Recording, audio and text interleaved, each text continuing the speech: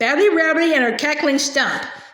A long time ago, in a far-off land, there was a foolish king who decided that he alone should have the power of magic. He therefore commanded the head of his army to form a brigade of witch hunters and issued them a pack of ferocious black hounds. At the same time, the king caused proclamations to be read in every village and town across the land, wanted by the king, an instructor of magic. No true witch or wizard dared volunteer for the post, for they were all in hiding from the brigade of witch hunters. However, a cunning charlatan with no magical power saw a chance of enriching himself and arrived at the palace, claiming to be a wizard of enormous skill. The charlatan performed a few simple tricks to convince the foolish king of his magical powers, and was immediately appointed Grand Sorcerer-in-Chief, the king's private magic minister. The charlatan bade the king give him a large sack of gold so that he might purchase wands and other magical necessities. He also requested several large rubies to be used in the casting of curative charms and a silver chalice or two for the storing and maturing of potions. All these things the foolish king supplied. The charlatan stowed the treasure safely in his own house and returned to the palace grounds. He did not know that he was being watched by an old woman who lived in a hovel on the edge of the grounds. Her name was Babbitty, and she was the washerwoman who kept the palace linen soft, fragrant, and white. Peeping from behind her drying sheets, Babbitty saw the charlatan snap 2 twigs from one of the king's trees and disappear into the palace. The charlatan gave one of the twigs to the king and assured him that it was a wand of tremendous power.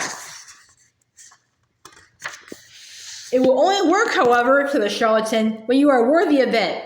Every morning, the charlatan and the foolish king walked out into the palace grounds, where they waved their wands and shouted nonsense at the sky. The charlatan was careful to perform more tricks, so that the king remained convinced of his grand sorcerer's skill and of the power of the wands that had cost so much gold.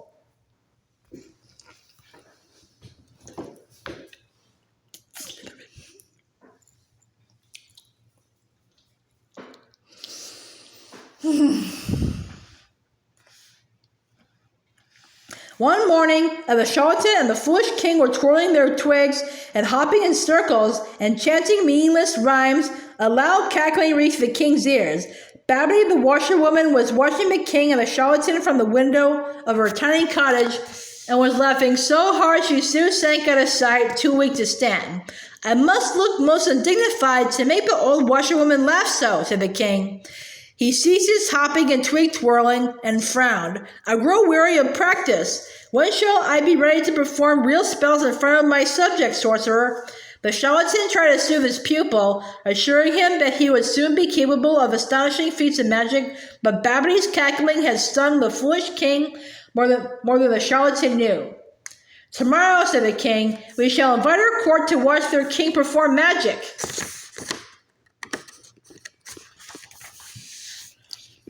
The charlatan saw that the time had come to take his treasure and flee. "Alas, your majesty, it is impossible. I had forgotten to tell your majesty that I must set out on a long journey tomorrow. If you leave this place without my permission, sorcerer, my brigade of witch hunters will hunt you down with their hounds. Tomorrow morning, you will assist me to perform magic for the benefit of my lords and ladies, and if anybody laughs at me, I shall have you beheaded." The king stormed back to the palace, leaving the charlatan alone and afraid. Not all his cunning could save him now, for he could not run away, nor could he help the king with magic that neither of them knew. Seeking a vent for his fear and his anger, the charlatan approached the window of Babbitty the washerwoman. Peering inside, he saw the little old lady sitting at her table, polishing a wand. In a corner behind her, the king's sheets were washing themselves in a wooden tub. The charlatan understood at once that Babbitty was a true witch, and that she who had given him his awful problem could also solve it. "Crone!" roared the charlatan. "Your cackling has cost me dear. If you fail to help me, I shall denounce you as a witch, and it will be you who is torn apart by the king's hounds."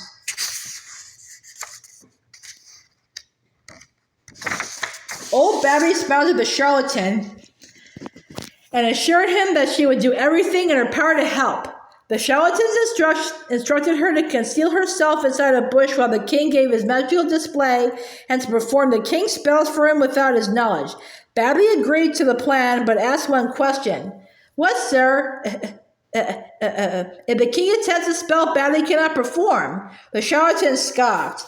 Your magic is more than equal to that fool's imagination, he assured her, and he retired to the castle, well pleased with his own cleverness. The following morning, all the lords and ladies of the kingdom assembled in the palace grounds. The king climbed onto a stage in front of them, with the charlatan by his side. I shall firstly make this lady's hat disappear, cried the king, pointing his twig at a noblewoman. From inside a bush nearby, Babbitty pointed her wand at the hat and caused it to vanish. Great was the astonishment and admiration of the crowd.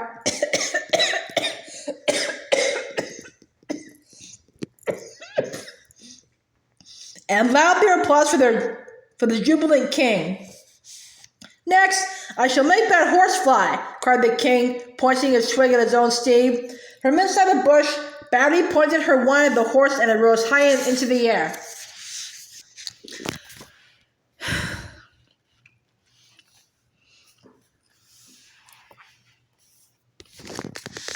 The crowd was still more thrilled and amazed, and they roared their appreciation of their magical king. And now, said the king, looking all around for an idea, and the captain of his brigade of witch hunters ran forward. Your Majesty, said the captain, this very morning, Saber died of eating a poisonous toadstool. Bring him back to life, Your Majesty, with your wand. And the captain heaved onto the stage the lifeless body of the largest of the witch-hunting hounds. The foolish king brandished his twig and pointed it at the dead dog. But inside the bush, Babbitty smiled and did not trouble to lift her wand, for no magic can raise the dead. When the dog did not stir, the crowd began first to whisper and then to laugh. They suspected that the king's first two feats had been mere tricks after all. Why doesn't it work? The king screamed to the charlatan, who bethought himself of the only ruse left to him. There, Your Majesty, there, he shouted, pointing at the bush where Babbitty sat concealed. I see her plain, a wicked witch who is blocking your magic with her own evil spells. Seize her, somebody, seize her. Babbitty fled from the bush, and the brigade of witch hunters set off in pursuit, unleashing their hounds, who bayed for Babbitty's blood. But as she reached a low hedge, the little witch vanished from sight, and when the king, the charlatan, and all the courtiers gained the other side, they found the pack of witch-hunting hounds barking and scrabbling around a bent and aged tree. She has turned herself into a tree, screamed the charlatan, and, dreading lest Babbitty turn back into a woman and denounce him, he added, Cut her down, Your Majesty. That is the way to treat evil witches. An axe was brought at once, and the old tree was felled to loud cheers from the courtiers and the charlatan. However, as they were making ready to return to the palace, the sound of loud cackling stopped them in their tracks. Fools! Cried Babbitty's voice from the stump they had left behind. No witch or wizard can be killed by being cut in half. Take the axe, if you do not believe me, and cut the ground sorcerer in two. The captain of the brigade of witch hunters was eager to make the experiment, but as he raised the axe, the charlatan fell to his knees, screaming for mercy and confessing all his wickedness. As he was dragged away to the dungeons, the tree stump cackled more loudly than ever. By cutting a witch in half, you have unleashed a dreadful curse upon your kingdom, it told the petrified king. Henceforth, every stroke of harm that you inflict upon my fellow witches and wizards will feel like an axe stroke in your own side until you will wish you could die of it. At that, the king fell to his knees too and told the stump that he would issue a proclamation at once, protecting all the witches and wizards of the kingdom and allowing them to practice their magic in peace. Very good, said the stump, but you have not yet made amends to Babbitty. Anything at all, cried the foolish king, wringing his hands before the stump.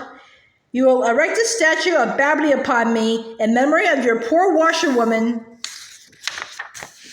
and to remind you forever of your own foolishness, said the stump. The king agreed to it at once and promised to engage the foremost sculptor in the land and have the statue made of pure gold. Then the shamed king and all the noblemen and women returned to the palace, leaving the tree stump cackling behind them. When the grounds were deserted once more, there wriggled from a hole between the roots of the tree stump a stout whiskery old rabbit with a wand clamped between her teeth. Babby hopped out of the grounds and far away, and ever after a golden statue of the washerwoman stood upon the tree stump, and no witch or wizard was ever persecuted in the kingdom again.